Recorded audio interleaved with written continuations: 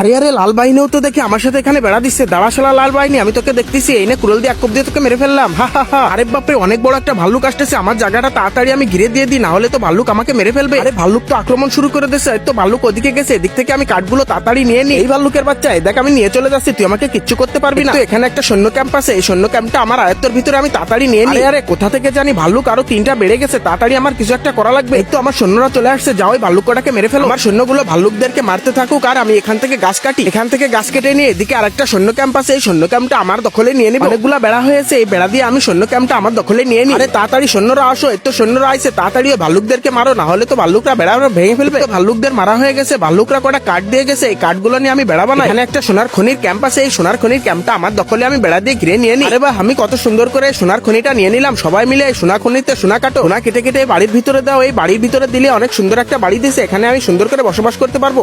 আরে আরে, এখান থেকে তো অনেকগুলা কাঠ পড়তেছে, এই কাঠগুলা আজকে বিক্রি করে আমি অনেক বড় লোক হয়ে যাব। যাই তাড়াতাড়ি গিয়ে ওই পাশ থেকে কাঠগুলা নিয়ে আসি, একবারে বারে আমি অনেকগুলা কাঠ নিয়ে যাব। আরে আরে, ব্রিজটা তো ভেঙে গেল, এটা কি হলো? আমার কম করে আনতে হবে, অল্প করে নিয়ে যাই। এই তো অল্প করে নিয়ে আসছি, এবার এই কাঠ দিয়ে মাছ রান্না করবে, সেই মাছ বিক্রি করে অনেকগুলা টাকা হবে আমার। অনেকগুলা খদ্দের দাঁড়িয়ে আছে। আরে বাপরে, আমার অনেক টাকা হয়ে গেছে। এবার এই টাকা দিয়ে আমি সর্বপ্রথম ব্রিজটা ঠিক করে নি। ব্রিজটা তো ঠিক হয়ে গেছে, যাই এবার আমি অনেকগুলা করে কাঠ নিয়ে যাই। কাঠ জ্বালিয়ে জ্বালিয়ে আমার শেফ মাছ রান্না করবে, আর আমি এই মাছগুলা সব বিক্রি করব, আর টাকাগুলা জমিয়ে জমিয়ে আমি অনেক কিছু করব। আমার এই ঘরটা পুরো একদম ভরে ফেলবো। এবার আমি মাছ বিক্রি করার জন্য একটা লোক বানাই, আর কাঠগুলো আনার জন্য একটা লোক কিনি। এটাই হয়ে গেছে, কিন্তু এবার মাছ তো শেষ হয়ে গেছে, নদী থেকে তো আমার মাছ ধরতে হবে। বন্ধুরা, তারপর আমি কি করলাম সেটি দেখার আগে, বন্ধুরা তুমি ছেলে হও বা মেয়ে হও, আমাকে কমেন্টে বলে যাও এবার তুমি কোন ক্লাসে পড়ো। আর দেখো, এই সুন্দর ছবিটি যদি তোমার কাছে পছন্দ হয়ে থাকে তাহলে একটা সাবস্ক্রাইব করে যাও। তো এবার এখানে অনেকগুলা মাছ বাচ্ছে, এই মাছগুলা এবার আমি সব নিয়ে ওই গাড়িতে উঠাই দিই। গাড়িওয়ালা আমাকে এখন অনেকগুলা টাকা দিবে, এই টাকাগুলো নিয়ে গিয়ে আমি চলন্ত সিঁড়ি বানাবো। ওই চলন্ত সিঁড়ি বেয়ে বেয়ে ওই মাছগুলো সব উঠে যাবে, এতে আমার তেমন একটা কষ্টও করা লাগবে না। আর আমার এখান থেকে মাছগুলা বিক্রি করার জন্য 2জন লোক কিনতে হবে। মাছগুলা বিক্রি করে আমার যতগুলা টাকা হবে, ওই টাকাগুলো দিয়ে আমি এখন 2টা লোক কিনে নিব। এর তো অনেকগুলা টাকা জমে গেছে এখানে, এবার আমি এই টাকাগুলো সব নিয়ে নিই। তাড়াতাড়ি করে আমি 2জন লোক কিনে নিই, না হলে তো এখানে অনেক ভিড় জমে যাচ্ছে, আর মাছগুলো সব পচেও যাবে আস্তে আস্তে। তো আমার একজন লোক কিনা হয়ে গেছে, আর একজন লোক কিনলেই আমার সব কষ্ট সফল হয়ে যাবে। তাড়াতাড়ি এখান থেকে টাকাগুলো নিয়ে যাই, নিয়ে গিয়ে আমি আর একটা লোক কিনে নিই, না হলে আমার অনেক কষ্ট হয়ে যাচ্ছে। এবার এই লোক কিনা হয়ে গেলে আমি একদম ফ্রি হয়ে যাব, আমার আর কোনো কষ্টই থাকবে।